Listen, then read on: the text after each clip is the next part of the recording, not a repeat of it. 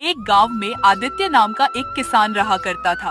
आदित्य बहुत ही सीधा साधा और नेक इंसान था, जो हमेशा लोगों की भलाई में विश्वास करता था। एक दिन शाम को जब आदित्य अपने खेत से घर वापस आया, तो देखा कि उसकी पत्नी बेजान हालत में बिस्तर पर लेटी हुई थी और चूल्हा भी बंद था। क्या हुआ राधा, आज खाना क्यों नहीं बनाया? आज मेरी तबीयत ठीक नहीं लग रही थी, इसलिए खाना नहीं बनाया है। अच्छा ठीक है, अभी तुम सो जाओ। कल सुबह हम फिर से वैद्य जी के पास जाएंगे। और हाँ राधा, इस बार हमारे खेत की फसल बहुत अच्छी हुई है, इसलिए मैं सोच रहा था कि फसल बेचकर तुम्हारा इलाज किसी और बड़े वैद्य जी से करवाऊंगा। दरअसल राधा की तबीयत कुछ समय से ही खराब चल रही थी। आदित्य ने राधा को पहले भी अपने गांव के वैद्य को दिखाया था, लेकिन वैद्य जी को कुछ समझ ही नहीं आ रहा था कि राधा को हुआ क्या है। उस दिन वे दोनों पति पत्नी बिना कुछ खाए पिए ही सो गए। अगले दिन वे दोनों पति पत्नी फिर वैद्य जी के पास गए। वैद्य जी उन्हें देखकर कुछ देर तक गहरी सोच में गुम रहे। कुछ देर बाद वह आदित्य के चेहरे को बहुत ही गौर से देखते हुए बोले, देखो आदित्य, मैंने तुमसे पहले ही कहा था कि तुम्हारी पत्नी को एक विचित्र बीमारी है और उसका इलाज संभव नहीं है। लेकिन मैं तुमसे यह नहीं कहूंगा कि तुम उसका किसी दूसरे वैद्य से इलाज न करवाओ। केशव नगर राज्य में एक बहुत बड़े वैद्य रहते हैं, जो मेरे गुरुजी भी हैं। तुम्हें जाकर उनसे मिलना चाहिए, परंतु वहां जाने से पहले तुम्हें धन का इंतजाम कर लेना चाहिए। कल ही मैं अपनी फसल काटकर राज्य में अच्छे दामों पर बेच कर आऊंगा और फिर उसके बाद मैं अपनी पत्नी को उन्हीं वैद्य के पास ले जाऊंगा, जो आपके गुरु हैं। मुझे विश्वास है कि मेरी पत्नी ठीक हो जाएगी। ईश्वर करे ऐसा ही हो। वैद्य की बात सुनकर आदित्य और उसकी पत्नी अपने घर चले गए। अगली सुबह जब आदित्य अपने खेत की फसल की कटाई के लिए जाने ही वाला था, तभी गांव का मोहन दौड़ते हुए आदित्य के घर आ पहुंचा। आदित्य, गजब हो गया। क्या हुआ मोहन, तुम इतने घबराए हुए क्यों हो? आदित्य, कल रात तुम्हारी फसल में आग लग गई। तुम्हारी फसल जलकर राख हो गई। मोहन की बात सुनकर आदित्य दौड़ता हुआ अपने खेत में पहुंच गया। आदित्य ने देखा कि उसकी सारी फसल जलकर राख हो चुकी है। आदित्य अपना सर पकड़कर रोने लगा। तभी वहां मोहन आ पहुंचा। आदित्य मोहन की ओर देखकर रोते हुए बोला, अब मैं क्या करूं मोहन? सोचा था कि इस फसल को बेचकर अपनी पत्नी राधा का केशव नगर राज्य के वैद्य से इलाज करवाऊंगा। समझ में नहीं आ रहा आदित्य कि तुम्हारे खेत में आग कैसे लगी। तुम नहीं जानते, आज मेरी फसल में आग नहीं लगी, बल्कि मेरी जी तोड़ मेहनत में आग लगी है। अब तो मेरा परिवार भूखा मर जाएगा। अब मैं क्या करूं? मैं जानता हूं तुम्हारी पत्नी विचित्र बीमारी से जूझ रही है, लेकिन तुम चिंता मत करो। अगर तुम चाहो तो मैं तुम्हें जमींदार से कुछ कर्ज दिलवा सकता हूँ। ये सुनकर आदित्य अपने आंसू पोंछते हुए बोला, मोहन, मैं तुम्हारा यह एहसान जिंदगी भर नहीं भूलूंगा। मेरी पत्नी का इलाज होना बहुत जरूरी है।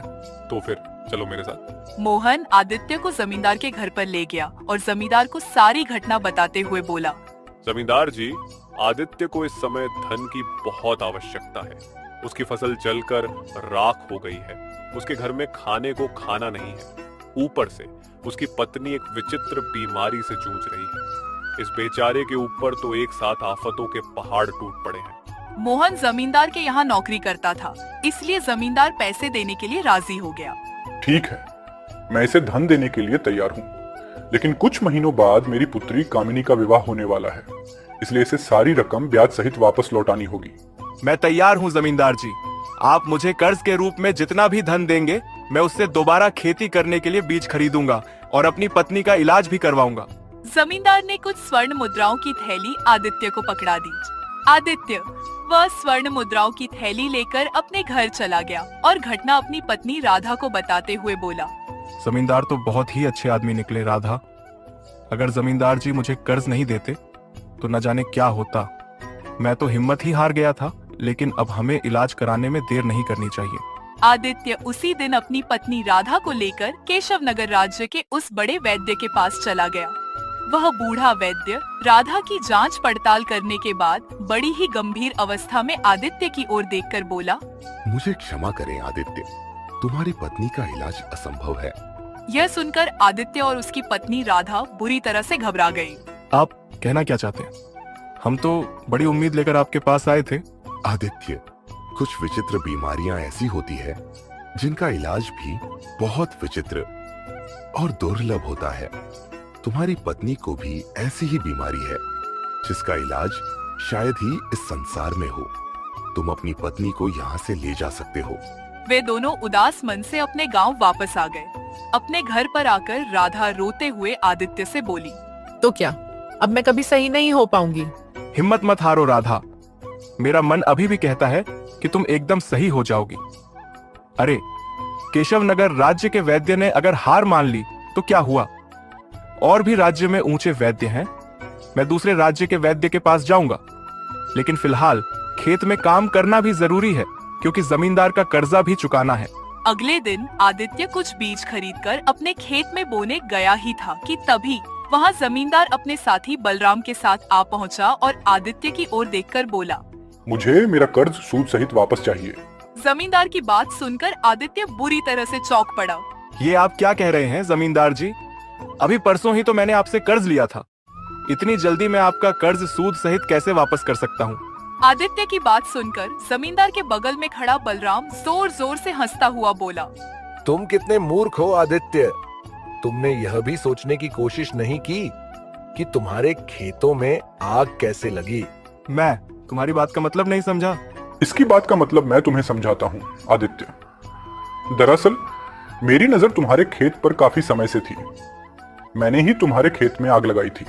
जमींदार की बात सुनकर आदित्य बुरी तरह से चौंक पड़ा।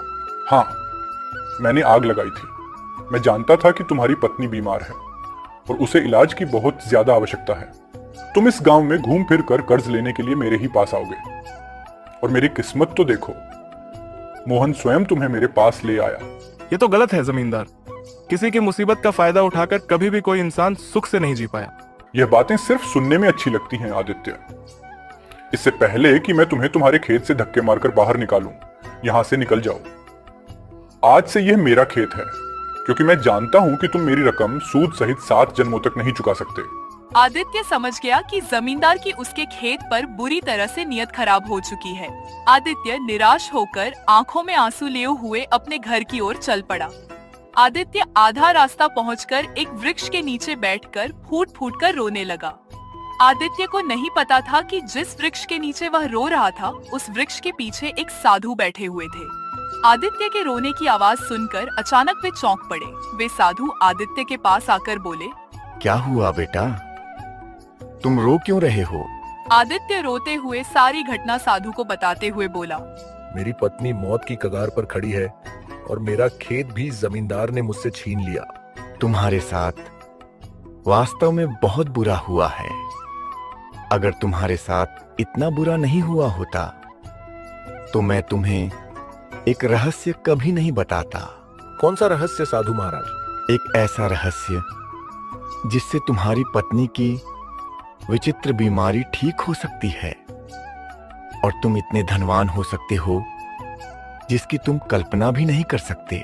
साधु की बात सुनकर आदित्य चौंककर बोला, साधु महाराज, मैं केवल यही चाहता हूँ कि मेरी पत्नी स्वस्थ हो जाए, क्योंकि मैं अपनी पत्नी से बहुत प्यार करता हूँ। धन का क्या है? धन तो आता जाता रहता है। धन तो मैं कभी भी मेहनत करके कमा सकता हूँ। मुझे तुम्हारी यह बात बहुत अच्छी लगी। अब मेरी बात ध्यान से सुनो। यहाँ से कुछ दूर एक घना और विचित्र जंगल पड़ता है। कहते हैं कि उस विचित्र जंगल में एक बहुत ही सुंदर झील बहती है। उस झील के किनारे एक दुर्लभ जादुई कमल का फूल है। वो फूल केवल वही व्यक्ति प्राप्त कर सकता है जिसका मन लोभ और ईर्ष्या से दूर हो और जिसके मन में दूसरों के प्रति प्रेम और दया की भावना हो। जैसे ही तुम उस फूल को अपनी पत्नी के शरीर से स्पर्श करोगे, तुम्हारी पत्नी सही हो जाएगी।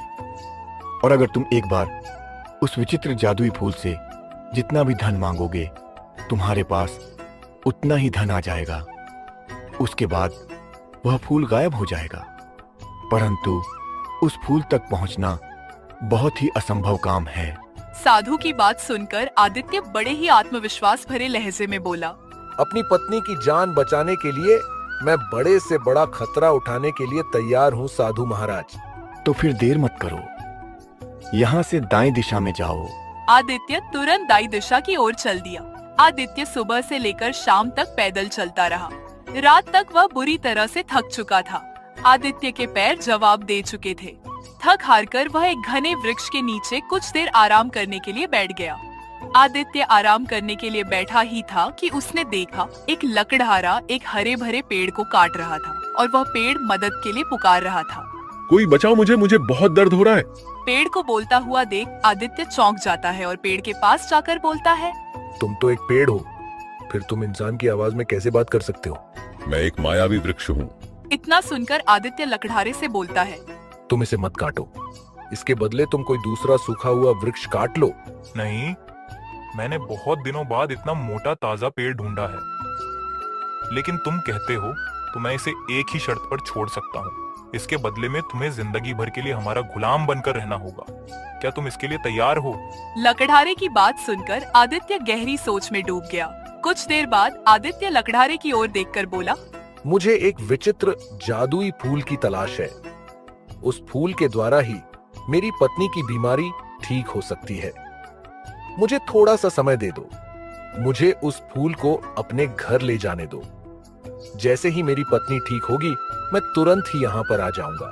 नहीं, अगर तुम्हें इस वृक्ष पर इतनी ही दया आ रही है और यदि तुम इसकी जान बचाना चाहते हो, तो फिर तुम्हें अभी और इसी समय फैसला करना होगा। आदित्य ने देखा कि वृक्ष की आंखों में आंसू थे और वृक्ष बहुत ही मासूमियत भरे अंदाज में आदित्य से बोला, मुझे बचा लो आदित्य, मैं मरना नहीं चाहता। देखो, इस लकड़हारे के काटने के कारण मेरे शरीर से कितना खून निकल रहा है और इस समय मैं दर्द से बेचैन हूँ। अब मैं और दर्द नहीं सह पाऊंगा। वृक्ष का दुख सुनकर आदित्य लकड़हारे से बोला, ठीक है, तुम इस वृक्ष को मत काटो, मैं तैयार हूँ। कर भला तो हो भला। आदित्य ने इतना कहा ही था कि तभी लकड़हारा रहस्यमय किरणों के साथ वहाँ से गायब हो गया और वृक्ष रंग बिरंगी किरणों के साथ एक सुंदर लड़की में परिवर्तित हो गया। यह देखकर आदित्य आश्चर्य में पड़ गया। सुंदर लड़की आदित्य की ओर देखकर बोली, मैं वनदेवी हूँ। वर्षों से मनुष्य उस विचित्र और जादुई फूल की तलाश में इस स्थान पर आते हैं। मैं उनकी इसी तरह परीक्षा लेती हूँ, परंतु तुम पहले मनुष्य हो जो इस परीक्षा में पास हुए हो। अपनी आंखें बंद करो। कुछ क्षण बाद जब तुम अपनी आंखें खोलोगे तो स्वयं को एक झील के पास पाओगे। तुम्हें वह जादुई कमल का फूल उस झील के किनारे खिला हुआ मिल जाएगा। उस फूल को तोड़ने के बाद अपनी आंखें बंद कर लेना। कुछ क्षण बाद जब तुम आंखें खोलोगे तो स्वयं को अपने गांव की सीमा पर पाओगे। आदित्य ने तुरंत अपनी आंखें बंद कर। कुछ क्षण बाद जब आदित्य ने अपनी आंखें खोली तो उसने स्वयं को एक सुंदर झील के नजदीक पाया, जिसके किनारे एक चमकता हुआ कमल का फूल खिला हुआ था। लगता है यह वही कमल का फूल है जिसके बारे में साधु महाराज बता रहे थे।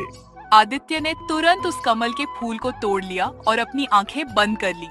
कुछ क्षण बाद जब आदित्य ने अपनी आंखें खोली तो उसने अपने आप को अपने गांव की सीमा पर पाया। आदित्य दौड़ता हुआ अपने घर की ओर चला गया। आदित्य अपने घर पहुंचा ही था कि तभी उसने देखा कि उसके घर पर जमींदार पहले से मौजूद था। जमींदार रोता हुआ बोला, मुझे क्षमा कर दो आदित्य, मुझे मेरे किए की सजा मिल गई। कल रात मेरी बेटी बुरी तरह से बीमार पड़ गई। मैंने बड़े बड़े वैद्यों को उसे दिखाया, परंतु वह ठीक नहीं हुई।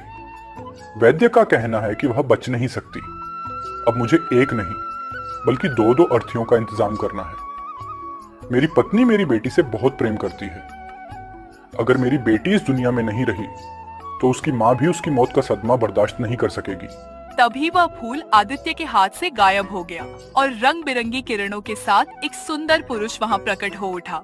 सुंदर पुरुष आदित्य की ओर देखकर बोला, तुम वाकई मन के सच्चे इंसान हो आदित्य। तुम्हारे कारण मैं आज श्राप से मुक्त हो गया।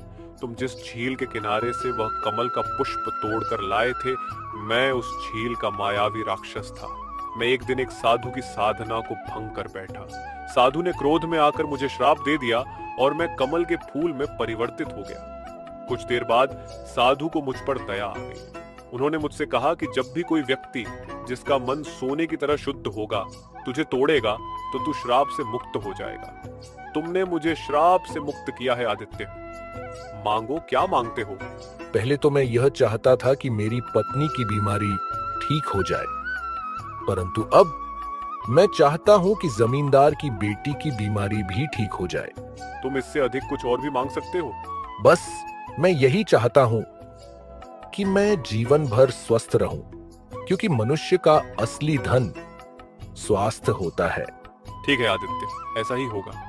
इतना बोलकर वह सुंदर पुरुष वहाँ से गायब हो गया और आदित्य की पत्नी ठीक हो गई। जमींदार आदित्य की ओर देखकर बोला, मुझे माफ कर दो आदित्य, मैंने तुम्हारे साथ कितना गलत किया। उसके बाद भी तुमने मेरी मदद की। मैं तुम्हारे खेत वापस करता हूँ और तुम्हें दिया हुआ कर्ज भी माफ करता हूँ। इतना बोलकर जमींदार वहाँ से चला गया। घर पर आकर उसने देखा कि उसकी बेटी भी स्वस्थ हो चुकी थी। कुछ दिन बाद वही साधु आदित्य के पास आकर रहस्यमय अंदाज में बोले, जब तुम मुझे पहली बार मिले थे, मैं समझ गया था कि तुम ही वह इंसान हो जो उस झील के राक्षस को श्राप से मुक्त कर सकते हो। उस झील के राक्षस को श्राप मैंने ही दिया था। साधु की बात सुनकर आदित्य मुस्कुराने लगा और साधु भी मुस्कुराते हुए वहाँ से चले गए।